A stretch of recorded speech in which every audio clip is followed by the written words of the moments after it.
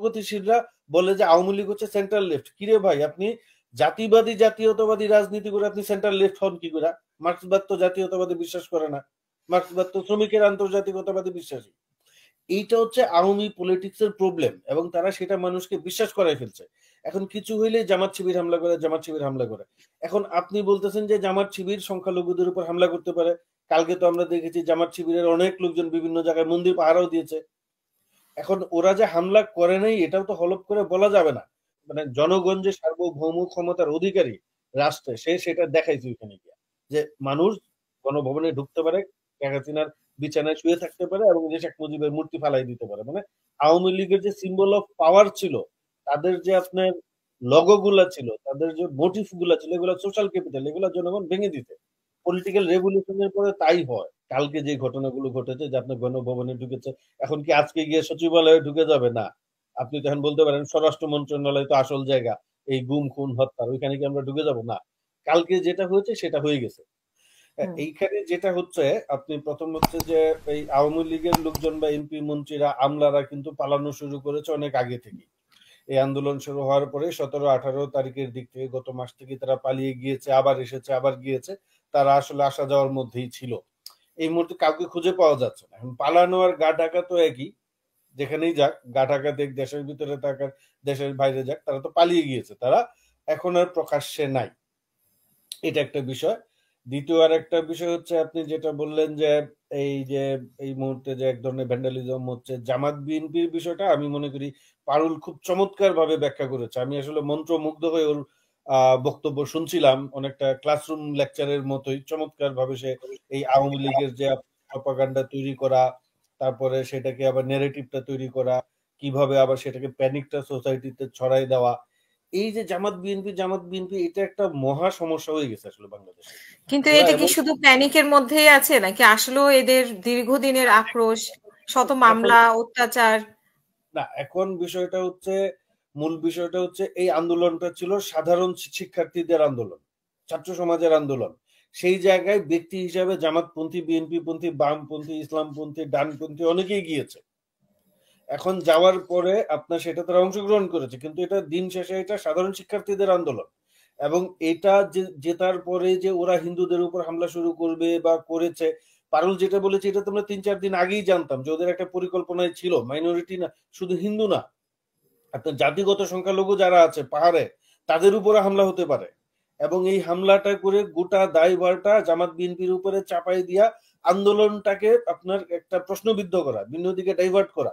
এবং এই যে ও যেটা বললো যে অস্ট্রেলিয়াতে বলছে যে শেখ হাসিনা তো খুব সেকুলার, এই জিনিসটা আমরা ইউরোপেও শুনি যে শেখ হাসিনা সেকুলার শাসক। হোয়ারেজ আওয়ামী লীগ হচ্ছে বাংলাদেশের একমাত্র মৌলবাদী দল যারা জাতিবাদী জাতীয়তাবাদে বিশ্বাস করে। ইউরোপিয়ানরা তো জাতিবাদী জাতীয়তাবাদে বিশ্বাস করে না। সোসাইটিতে আদারিং বা জেনোফোবিক পলিটিক্স কে তারা সাপোর্ট করে না। কিন্তু আওয়ামী লীগ সেটা করে, কিন্তু প্রপাগান্ডা করে এটা এস্টাবলিশ করে ফেলছে যে তারা বাংলাদেশের secular. By nature Awami League হচ্ছে center right party, center left না। বাংলাদেশের অধিকাংশ মানুষ সেকুলাররা বা আপনার প্রগতিশীলরা বলে যে আওয়ামী লীগ হচ্ছে সেন্ট্রাল লেফট। কিরে ভাই, আপনি জাতিবাদী জাতীয়তাবাদী রাজনীতি করে আপনি সেন্ট্রাল লেফট হন কি করে? মার্ক্সবাদ তো জাতীয়তাবাদী বিশ্বাস করে না, মার্ক্সবাদ তো শ্রমিকের আন্তর্জাতিকতাবাদী বিশ্বাসী। এইটা হচ্ছে আওয়ামী পলিটিক্স এর প্রবলেম, এবং তারা সেটা মানুষকে বিশ্বাস করাই ফেলছে। এখন কিছু হইলেই জামাত শিবির হামলা করে, জামাত শিবির হামলা করে। এখন আপনি বলতেছেন যে জামাত শিবির সংখ্যালঘুদের উপর হামলা করতে পারে। কালকে তো আমরা দেখেছি জামাত শিবিরের অনেক লোকজন বিভিন্ন জায়গায় মন্দির পাহারাও দিয়েছে। এখন ওরা যে হামলা করে নাই এটাও তো হলফ করে বলা যাবে না। পূর্বে বা অতীতে সেটাও তো থাকতে আপনি পারে। নিশ্চিত হয়ে বলতে পারবেন না। তাদেরও তো ক্ষোভ আছে, তাদেরও কষ্ট আছে, দুঃখ না, না, আছে মানে মনের মধ্যে। তাদের ক্ষোভটা সংখ্যালঘুর উপর যাবে কেন?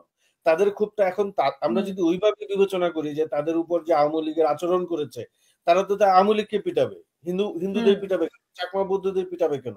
এইটা হচ্ছে যেহেতু সংখ্যালঘুর উপর অত্যাচার হয়েছে বা ক্ষুদ্র নিগোষ্ঠীর উপর অত্যাচার হয়েছে, এটা যদি গ্লোবালি অডিয়েন্সের কাছে প্রচার করা যায় তাহলে কিছুটা আপনি মনোযোগ আকর্ষণ করতে পারবেন, এই আন্দোলনকে আপনি ট্যাগিং করতে পারবেন, লেভেল দিতে পারবেন। এই জন্য আওয়ামী লীগ বরাবরই এই পলিটিক্সটা করে।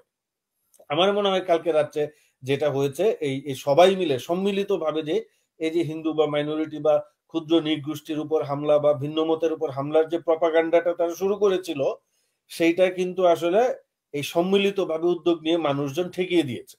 আমার মনে হয় আজকে থেকে পরিস্থিতি শান্ত, এবং আমার ধারণা এই যে এরকম একটা যে প্যানিক তৈরি হয়েছে এটা আজকে থেকে কেটে যাবে বলে আমি আশা করছি।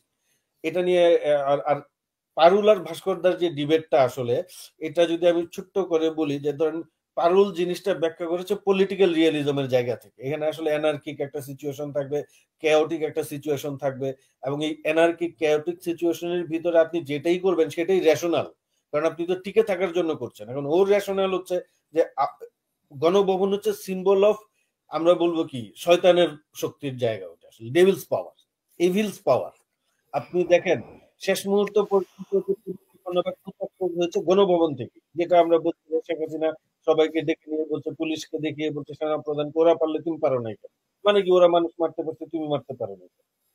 এই বিষয়গুলি তো মানুষ জানে, যে আজকে মিডিয়াতে আসছে বলে যে মানুষ প্রথম জানতে পারলো যে ওমা গণভবনে এইটা হচ্ছে, আমরা তো জানতাম না। বিষয়টা এরকম না। গণভবন থেকে যে সব পরিকল্পনা করা হচ্ছে, গুম খুন, এটা মানুষ জানে। এখন রাজনৈতিক স্ট্রাগল বা রাজনৈতিক সংগ্রামে কি হয়, আপনি সিম্বলগুলি ধ্বংস করে দেওয়া।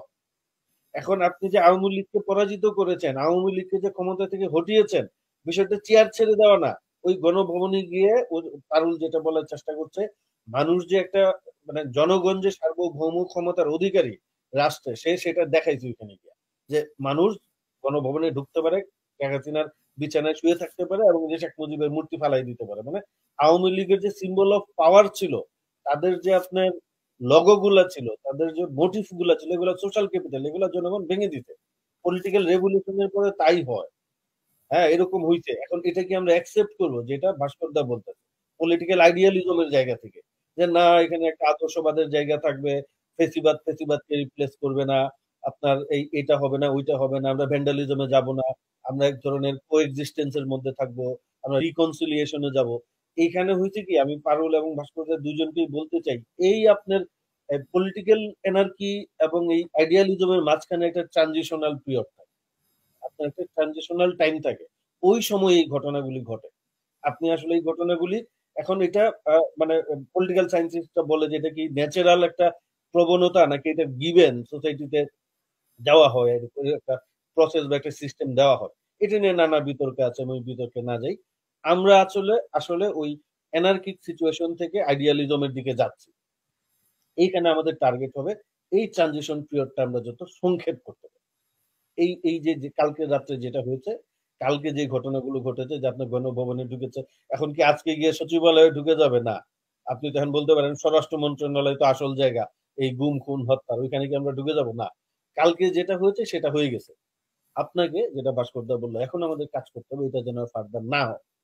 এখন এর মানে এই না যে কালকে আমরা গণভবন দখল করেছি বলেই আমরা ফেসিস্ট হয়ে যাচ্ছি বা ফেসিস্ট হয়ে যাচ্ছি। আমরা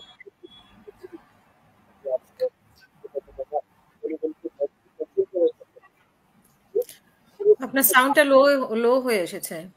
কিন্তু এইরকম একটা বৈপ্লবিক পরিবেশে আপনার আসলে এই ধরনের মব কন্ট্রোল করা, মবকে আবার এই মুহূর্তে কোনো পলিটিক্যাল ওই অর্থ বড় লিডারশিপও নাই।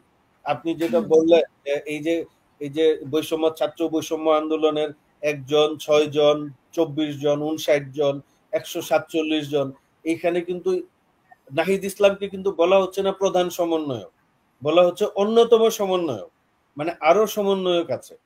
এদের লিডারশিপের যেমন একটা ডাইভার্সিটি আছে, এই আন্দোলনের সবচেয়ে পজিটিভ দিক হচ্ছে যেই কারণে এই সরকার এটাকে দমাইতে পারে নাই, বিকজ এখানে কোনো একক নেতৃত্ব ছিল না। এটা খুবই চমৎকার একটা স্ট্র্যাটেজি হয়েছে ওদের। কিন্তু একক নেতৃত্ব না থাকার কারণে পরিস্থিতি নিয়ন্ত্রণ করতে তাদের একটু সময় লাগছে। বাট অত্যন্ত ভাস্কর দাস যেটা বললেন, যে অত্যন্ত দ্রুততম সময়ে তারা নেটওয়ার্ক ডেভেলপ করে পাড়ায় পাড়ায় কিন্তু মহল্লায় কিন্তু এই যে পাহারা দেওয়ার ব্যবস্থা নিয়েছে, লোকজনের সঙ্গে কথা বলেছে, তাদের সঙ্গে আমি দেখেছি যে সাধারণ শিক্ষার্থীরা এসেছে, এবং মাদ্রাসার ছেলেপিলে পর্যন্ত এসেছে। আমার বাড়ি নারায়ণগঞ্জে, আমি ওইখানে দেখেছি যে কওমি মাদ্রাসার শিক্ষার্থীরা, তারপরে হুজুররা লাঠি নিয়ে মন্দিরের সামনে দাঁড়ায় আছে। এই